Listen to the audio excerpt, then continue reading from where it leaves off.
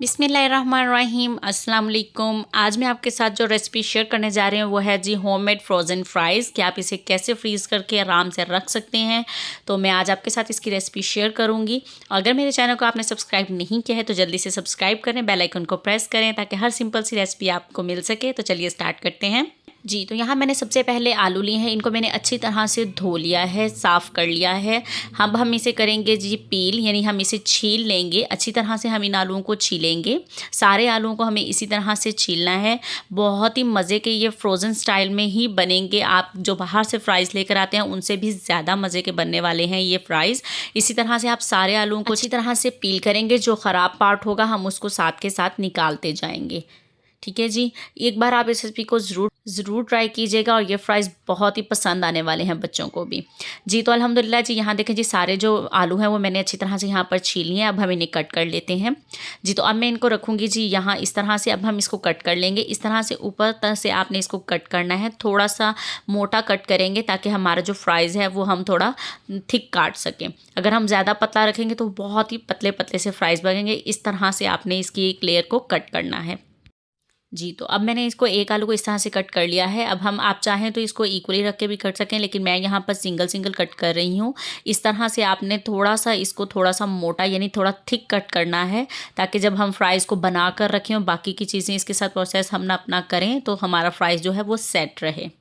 जी, देखिए अब यहाँ पर आप देख लें इस तरह से फ्राइज़ को मैंने कट किया जैसा कि आप इस साइज़ में कट कर लेंगे। इसी तरह जो है अब हम बाकी भी आलू जो हैं वो इसी तरह से सारे कट करेंगे।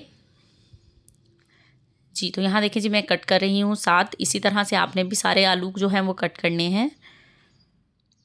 जी, तो अब यहाँ देखिए जी आलू जो मैं कट करती जा रही हूँ साथ के साथ हम इसे पानी में डालते जाएँगे। नॉर्मल पानी लेंगे और इसे हम साथ के साथ पानी में शामिल करते जाएँगे। पानी में हम इसको इसलिए रखेंगे ताकि हम जो इस तरह एक्स्ट्रा जो हमारा इसका जो स्टार्च होगा, जो एक्स्ट्रा इसका वाइट पानी निकलता है वो हम इसके अंदर डालेंगे तो वो सारा यह जो पानी है हम इसको वॉश करेंगे, निकालेंगे। जी, तो यहाँ देखिए जी मैंने सारे आलू कट कर लिए हैं। अब इस तरह से अच्छी तरह से हम इसको वॉश कर लेंगे। 3 से 4 बार हम इसका पानी निकालेंगे ताकि इसका जितना भी वाइट सा पानी होगा वो सब निकल जाएगा। जी, तो यहाँ देखिए मैंने वॉश कर लिए हैं सारे आलू, अच्छी तरह से वॉश कर लिए हैं। ये आप देखें इस तरह से मैंने कट किए हैं, आप देख सकते हैं। तो चलिए आइए अब नेक्स्ट स्टेप की तरफ चलते हैं। तो यहाँ मैंने ले लिया है जी सबसे पहले एक पैन, इसके अंदर मैंने पानी ऐड कर दिया है, यानी पानी को अब हम हल्का गर्म हो लेने देंगे। जी, तो पानी में जब बबल्स बनना शुरू हो गई हैं तो मैंने इसमें 1 बड़ा चम्मच जो है वो नमक शामिल किया है और 2 चम्मच जो है वो सिरका शामिल किया है, वाइट विनेगर। अब हम इसके अंदर जो हमने अपने आलू कट किए हैं वो शामिल कर देंगे। सारे हम एक ही दफ़ा में शामिल कर देंगे। जी, तो यहाँ सब कुछ शामिल करने के बाद हम इसको अच्छे से मिक्स कर लेंगे। मैंने इसके अंदर पानी लिया है और इसके अंदर मैंने शामिल किया है 1 बड़ा चम्मच नमक, 2 चम्मच सिरके के, और जो आलू हमने कट किए हैं वो हमने इसके अंदर शामिल कर दिया। अब हम इसको एक बॉयल आ लेने देंगे। जी, तो यहाँ देखिए जी ये बॉयल आना शुरू हो चुका है। अब हम इसे 3 to 4 मिनट बॉयल करेंगे। जस्ट सिर्फ आपने 3 से 4 मिनट इसको बॉयल करना है, ज़्यादा बॉयल नहीं करना है। 3 से 4 मिनट से ज़्यादा बिल्कुल भी बॉयल नहीं करना है। यहाँ देखिए जी अब यहाँ 3 से 4 मिनट बाद मैं आपको दिखाती हूँ। जी, तो यहाँ देखें जी 3 से 4 मिनट हो चुके हैं। यहाँ से अब हम इनको निकाल लेंगे। ये देखें ज़्यादा बॉयल नहीं करना है, 3 से 4 मिनट इनफ टाइम होगा। जी, तो अब हम इसे एक खुले बर्तन में निकालेंगे। उसका रीज़न ये होगा कि जब हम इसके ऊपर अब बाकी की चीज़ें शामिल करेंगे तो हमें मिक्स करने में आसानी रहेगी, क्योंकि ये गर्म है, हमें हाथ की मदद से करने में बहुत ज़्यादा मुश्किल होगी। तो जहाँ मैंने सारे जो है फ्राइज़ निकाल लिए हैं, तो अब मैं इसके ऊपर शामिल कर रही हूँ जी चावलों का पाउडर, यानी राइस पाउडर 1/4 कप मैंने इसके ऊपर शामिल किया है। अब मैं इसके अंदर शामिल कर रही हूँ जी कॉर्नफ्लोर, 1/2 कप है ये। आधा कप कॉर्नफ्लोर का मैंने शामिल किया है इसके ऊपर। अब मैं इसके अंदर शामिल करूँगी जी मैदा भी हम आधा कप शामिल करेंगे। ऑल पर्पस फ्लावर हम इसके अंदर शामिल करेंगे जी आधा कप। बस जी यही 3 चीज़ें इसके ऊपर हम शामिल करेंगे और गरम के ऊपर ही हम लोगों ने इसको शामिल करना है। और इसको अब अच्छी तरह से एक फोक की मदद से या हाथ की मदद से नहीं बोलूँगी क्योंकि हाथ से जलेगा हमारा, क्योंकि हमें गरम मिक्स करने हैं। तो एक फोक या किसी भी स्पून की मदद से आप इसको अच्छी तरह से मिक्स कर लेंगे ताकि सब तरह से जो कोटिंग है वो सारे आलूओं पर लग सके। जी, तो अल्हम्दुलिल्लाह जी यहाँ देखें जी अब मैंने लगा लिया है। अब हम इसे ठंडा होने के लिए छोड़ देंगे। अब हमें इसे कुछ भी नहीं करना है। तो ये देखें जी सब पर लग चुकी है। अब हम इसे छोड़ देंगे जी ठंडा होने के लिए। सारे को अब हम ठंडा होने देंगे खूब अच्छी तरह से, बिल्कुल भी इसके अंदर मॉइस्चर नहीं होना चाहिए। अब इस बात का ख्याल रखना और कम्प्लीटली ठंडा होने देना है।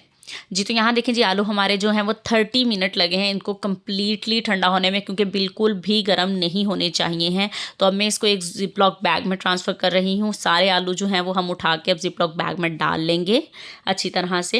ये देख रहे हैं जो नीचे है वो नीचे रह रहा है, जो इसके ऊपर लग चुका है वो उतर नहीं रहा है, वो इसके ऊपर अच्छी तरह से लग गया है, कोटिंग हो चुकी है। तो अब मैंने एक जिपलॉक बैग में अच्छी तरह से डाल लिया है। अब हम इसको बंद कर लेंगे, एयर जो है वो एक्स्ट्रा जो होगी वो निकाल लेंगे। यहाँ पर देखिए जी हमारे फ्राइज़ जो हैं, फ्रोज़न फ्राइज़ जो अल्हम्दुलिल्लाह जी तैयार हो चुके हैं। अब आप इसे फ्रीज़र में रख सकते हैं जी, 1 महीने के लिए इंजॉय कर सकते हैं। अपने फ्राइज़ इसी तरह से बनाकर आराम से इसको फ्रीज़ कीजिए और इंजॉय कीजिए।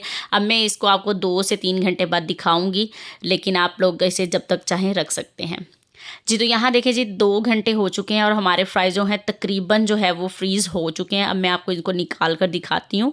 मुझे जितने फ्राई करने हैं मैं उतने निकाल लूँगी, बाकी हम वैसे ही फ्रिज में रख देंगे।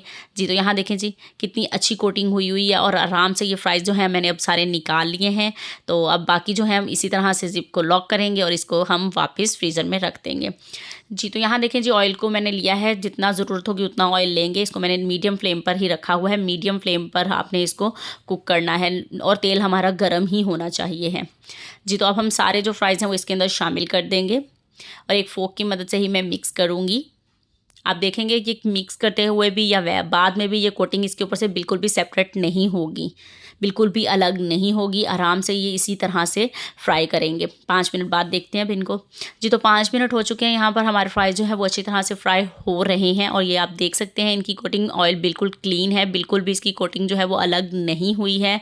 आराम से जो है हमारे फ्राइज़ जो बहुत ही मज़ेदार और डिलीशियस से तैयार हो रहे हैं।